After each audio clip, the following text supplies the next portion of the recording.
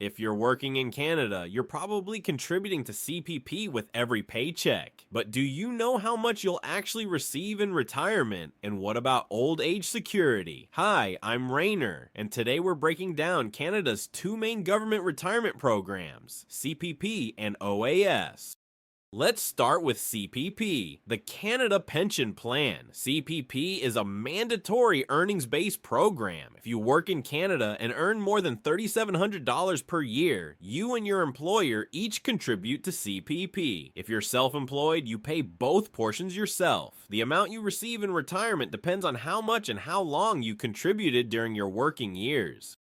For 2025, the CPP contribution rate is 5.95% of your earnings, and your employer matches that for a total of 11.9%. You contribute on earnings between $3,700 and the yearly maximum pensionable earnings, which is $68,500 for 2025. This means the maximum you'll contribute as an employee in 2025 is about $3,867, with your employer contributing the same amount. So how much will you actually receive? The maximum monthly CPP payment at age 65 for 2025 is $1,433.32. But most people don't receive the maximum. The average CPP payment is around $816 per month. To get the maximum, you need to have contributed the maximum amount for at least 39 years of your working life.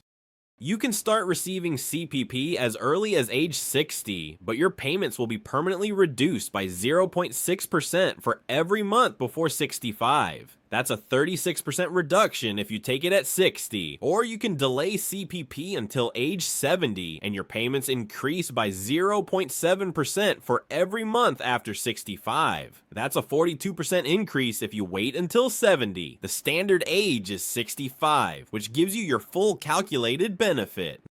Now let's talk about old age security, or OAS. Unlike CPP, OAS is not based on your work history or contributions. Instead, it's based on how long you've lived in Canada after age 18. You don't contribute to OAS through payroll deductions. It's funded by general tax revenue. Almost everyone who has lived in Canada for at least 10 years after turning 18 is eligible for at least a partial OAS pension. To receive OAS, you must be 65 or older, a Canadian citizen or legal resident when your pension is approved, and have lived in Canada for at least 10 years after turning 18. For a full OAS pension, you need 40 years of residency in Canada after age 18. If you have less than 40 years, you'll receive a partial amount, 1/40th for each year of residency. The maximum monthly OAS payment for 2025 is $718.33 if you have 40 years of Canadian residency. Starting at age 75, you automatically receive an additional 10% increase to help with increased costs in older age.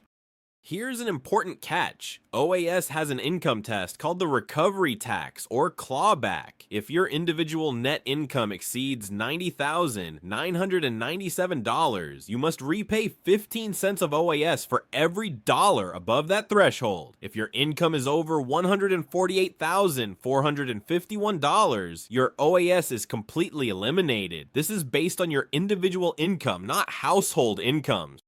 So what's the difference between CPP and OAS? CPP is based on your work history and contributions. You and your employer paid into it. OAS is based on residency. You don't contribute directly. CPP has no income tests, so you'll receive it regardless of how much other income you have. OAS can be reduced or eliminated if your income is too high. You can receive both CPP and OAS at the same time. They're separate programs. There's one more program worth mentioning, the Guaranteed Income Supplement, or GIS. If you receive OAS and have little or no other income, you may qualify for GIS. This provides additional monthly payments to help low-income seniors. For 2025, the maximum is $1,086 per month for single individuals. GIS is income tested and must be applied for separately. It's not automatic. Here's the reality check. Even if you receive average CPP and full OAS, that's only about $1,550 per month, or roughly $18,600 per year. This is why personal savings through RRSPs, TFSAs, and workplace pensions are so important. CPP and OAS provide a foundation, but most Canadians need additional retirement savings to maintain their lifestyle. So to recap, CPP is based on your work contributions and provides an average of $800 per month. OAS is based on residency and provides up to $700 per month, but can be clawed back at higher incomes. Together they form the foundation of retirement income in Canada, but you'll likely need personal savings to supplement them. As always, this is educational content, not financial or retirement advice. Consider speaking with a financial advisor about your specific retirement planning needs. If you found this helpful, check out my videos on RRSPs and TFSAs to learn how to save for retirement. Thanks for watching.